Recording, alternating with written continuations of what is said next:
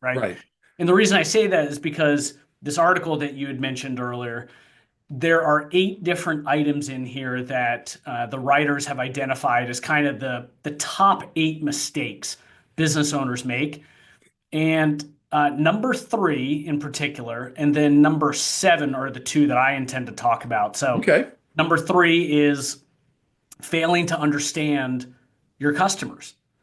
And my takeaway from that is what your customers need and want and what their pains are. And does your product or service address those pains? Hmm. And I think that kind of goes back to what you were just saying, which is have we run off through this kind of emotional roller coaster of I'm going to change the world, right? Right. And we get out there and are our customers actually buying it, right? Yeah. Oh, look, So well, I mean, one of the things, and I run into this a fair bit, when you finally, get that entrepreneurial, grip on yourself, um, there's usually other people around you, family, friends, people in your contact circle who are really rooting for you, and they should. You're taking a big journey. You're gonna invest a lot of yourself and your resources, and there's no guarantee. So you want people to be kind of your cheerleaders, but sometimes that din in the back of your head gets so loud that you don't really sit back and say, okay, is what I'm trying to sell, to make and sell, or offer and sell, is it actually marketable? Are there people out there that will buy this? Number one, buy it in general. Number two, buy it from me. So yeah, I totally agree with you. I think almost taking off your business owner hat and putting on your customer hat and saying, if I was the customer, what am I looking for?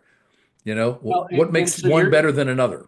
I want to comment on something that you just said because I think it's really important is are my customers going to buy this? Meaning, do they need it? Does Right. it solve their problem? And are they going to buy it from me? Right? Those are two different issues. Right. The one thing, though, that I find interesting, and I see this a good bit in my industry, the medical device industry, um, there's this idea that we want to be massively changing the game. We want to be disruptors. We want to be bringing in a new technology that nobody's ever heard of, and it's completely novel, Right. right? The We all want to problem, be renegades and rule breakers. yeah, yeah, and Yeah. I mentally understand that. The issue, though, with that is if you've not done something like that before and you don't have a really strong team around you, the thing that you may find to be an incredibly large hurdle is if you have to educate your customer or the industry on how to use your product or service because it's just never been done before, you really are in for an enormous task in front of you. And it's not to say people can't do it. Lots of people have done it and will continue to do it. Right. It's just if you don't know that process and you're not prepared to address that, that's an enormous amount of time, energy, and dollars that are going to be thrown into that.